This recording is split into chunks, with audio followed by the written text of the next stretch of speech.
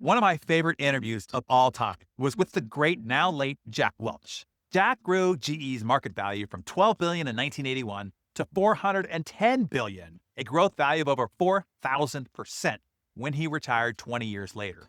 But all of that might not have been if he hadn't had an emotionally intelligent leader when he was still an up-and-comer. In 1963, when Welch was still in his mid-20s, he was the manufacturing head of a pilot plant producing a new plastic. After only working a short time at GE after earning his PhD, he was sitting at his office across from the plant when the one he was responsible for, when he heard a huge explosion. When he looked out his window, he saw massive pillows of smoke. The roof was blown completely off and destroyed, and there was shattered glass everywhere. Incredibly, nobody was hurt. He was called to New York to meet with his boss. He said that drive was the longest ride of his career. Welch was preparing himself mentally for the worst. He thought for sure that he was going to be fired. But instead of being raked over the coals, Welch said his boss calmly asked him what had happened, and he asked him if he knew how to fix it. Here's how Welch articulated what happened. He said, "He took the Socratic method with me and did an incredible job of engaging me in learning about what I had done wrong in the process." He said, "I learned something very valuable that day. I learned to never kick anybody when they're down. It is not if a mistake will be made. It is instead, will you own up to it? And do you know how to fix it? If so, mistakes are forgivable. Lack of accountability, not being solution-oriented, that is not forgivable." Instead of firing Welch, the boss was empathetic, and he turned an expensive mistake into both a lesson for Welch and an opportunity for GE to innovate.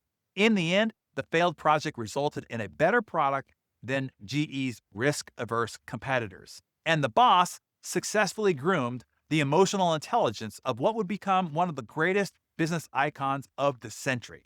Later, when Welch was CEO, a division of his company invested $20 to $40 million on the development of a long-life light bulb.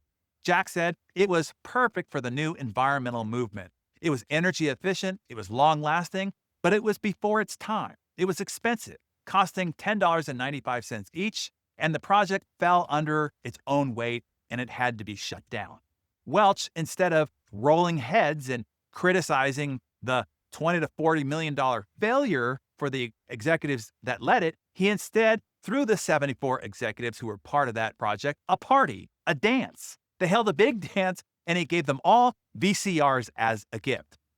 Back when that was a thing. They celebrated, as Jack put it, quote, "a great idea, well executed, too early." He said the best thing about that was they told that story 10,000 times to serve as an example, to not be risk averse. He said, "We wanted to ingrain in our culture that you can try something and miss and still be considered a hero."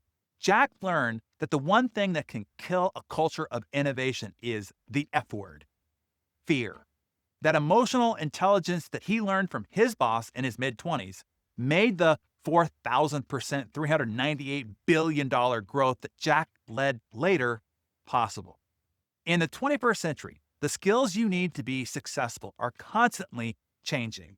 What you are doing now and how you are doing it now, you probably didn't even do just a few years ago. Am I right? I mean, think about it. But the one constant through it all, now and forever, will be EQ, knowing how to relate, motivate, and influence others. An exhaustive study from the Leadership Center for Creative Leadership has proven that 75% of business or careers are derailed for reasons related to emotional competencies, including the inability to handle interpersonal problems, unsatisfactory team leadership during times of difficulty or conflict, or the inability to adapt to change or engender trust. In other words, this is make or break stuff. So tell us and take out your Darren Daily Journal. When did a leader demonstrate great EQ by showing you some grace and empathy when you failed or made a mistake? I'd love to hear your real-world situations and stories. Write down some notes in your Darren Daily Journal and then share that with us in the comments below.